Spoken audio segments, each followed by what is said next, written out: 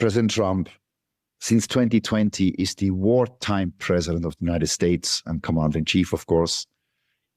Mr. Biden, that you saw, has been buried in Arlington on the 20th of January, 2021, when all, not you, but when all this deep state thought, that's the inauguration of our man, Joe Biden. This is not Joe Biden. I've published the side-by-side portraits with the signatures. Trust me, it's not Joe Biden. The man that you see today on CNN is not Joe Biden. He's working for us, or President Trump and the US military. He's a great actor. Arthur Roberts, mostly it's him.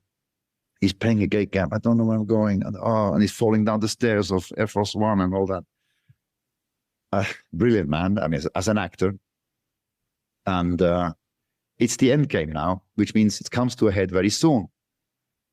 It's not a belief that I have. It is, again, acknowledgement of facts, and I respect those facts, and that's why I call wartime president and commander-in-chief Trump.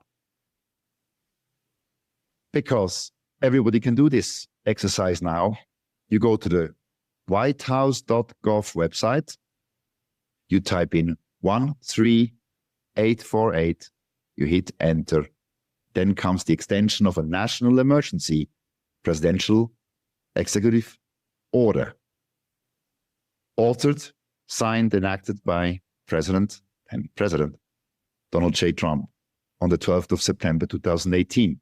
It's an extension in the whitehouse.gov website dated the 7th of September 2023, signed by Joseph R. Biden Jr. What's missing? The president title. So this is right in front of you. It's now coming out so that you can understand what's going on. I don't care if you believe me, really. I don't. I'm delivering you facts that are verifiable. I hate this word fact-checking. That's a deep state, less stupid connotation. It's called check and verify. Ronald Reagan said that once. He's a good guy. So check and verify that. The documents.info give you all the blueprints. It is the way it is. And the US military is on a mission. It's a global US military operation. The United States is formally at war since 2020. The National Guard and all the veterans that are listening now and members of the US military, you know it. Your President Trump has federalized the National Guard of the United States. Up to then, the National Guard was state-bound. Texas National Guard, Florida National Guard, New York State National Guard, Illinois National Guard. They have been federalized for a purpose to reinforce the forces, to make sure that President Trump could mobilize into active war duty National Guard soldiers. Ladies and gentlemen, this is a mobilization of wartime service. Men and women, decent people of the United States military have been drafted into a wartime active duty. 1 million of them. 1 million. Putin, his colleague, is dealing with this whole deep state NATO and Zelensky regime with 200,000 Russian soldiers, officers. President Trump has mobilized 1 million people to prepare to do what he has to do, take out the deep state. And he has triggered, that's also a treaty, you can go and look it up in the documents.info. The references are there in the National Registry, Federal Registry, sorry. The War Generals Alliance is Act 50, under Act 50, 1550. There's a long list of things, whereby the War Generals Alliance is 33 military organizations from around the world that are under the command now behind wartime President, Commander-in-Chief Donald J. Trump.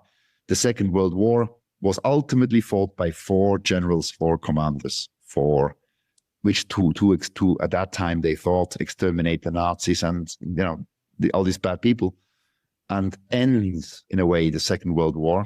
Horrible thing. Here we have more than 200 US military generals, and then I was told and calculated about 800 in total active duty military generals from 33 nations that are actively now in a mission. Mar-a-Lago has a no-fly zone. Go and check it. You view pilots, go online, check the FAA rules. Mar-a-Lago, you cannot overfly. Now, why does a hotel and a golf course get a no-fly zone? Because it is the actual current, it is the White House of the United States of America. Obama, have you seen Obama rallying for the Democrat Party on a stage in a TV program? Where is he? Where is John Kerry gone? Where is Mrs. Clinton? Where are the Democrats rallying for a presidential candidate? I only see Trump on TV in the United States almost every day. He's live on TV. President Trump, you're president. I mean, you're Canadian, but to Americans, your president's in charge. He's a wartime president. And he's doing that now to prepare and unite the people, because what's coming next is not going to be fun for the bad and sick people around the world, also in Switzerland. They might not believe me. I don't really care. I don't care. I don't say this to get likes here. I'm not rallying for any association. You can hate me. I don't really care. I'm dying of this stuff. So, everything's fine. Trust me. But it will be, the world will change. And it won't be a lockdown of the UN taking away your cars. No. You can drive the cars for the next 100 years with benzene, with diesel, or whatever. No. All this will be reversed, all this crap. But justice, because we just asserted justice is unreliable. Also in New York, President Trump, as the wartime president and commander-in-chief in a wartime, does not respond to civil and federal courts. He only does to military justice. And just for the audience, U.S. military justice, the United States Manual of War, the War Law Manual 2015, revised 2023, which includes now war crimes by civilians. President Trump has amended it. Before, the war manual was shooting other enemies, kill them, execute them. But now it includes civilians for high treason too, and crimes against humanity. Well, there's a purpose for that. And so my call to arrest the people in the film, I call for Swiss security, means Swiss military, to do it. They haven't done it. They're on record not doing it. The U.S. military justice is in force right now where I sit in Switzerland. If the time then comes for operation, I call it Storm. I don't know military secrets. The timing of it is a military secret.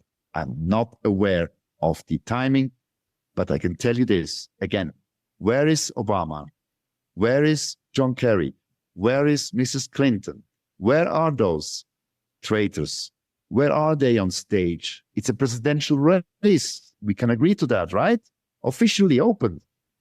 So Americans and stupid journalists of mainstream, they will be forced to acknowledge, they'll be forced that there is no presidential race, because President Trump is the president, wartime president, and the only force by constitution to reverse the wartime presidency down to presidency is the wartime president himself.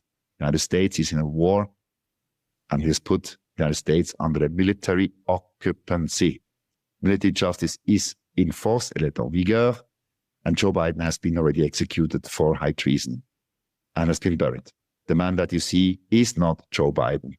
I don't need you to believe me or not. It is the fact. He's not. And that explains everything. There are no U.S. troops in Ukraine. There are no U.S. troops in Ukraine because it's a deep state. And President Putin and Trump have agreed in Helsinki 2018 to cooperate. When Putin gave him the famous football in the press conference and said, "Dear Mr. President," they look in their eyes, not too much smile, not too much joke, gave him the football. Trump took it. They look at each other, and Putin then finished his sentence and said, "The ball is now in your court." That was a signal to the deep state, we're coming for you. And that's it, really.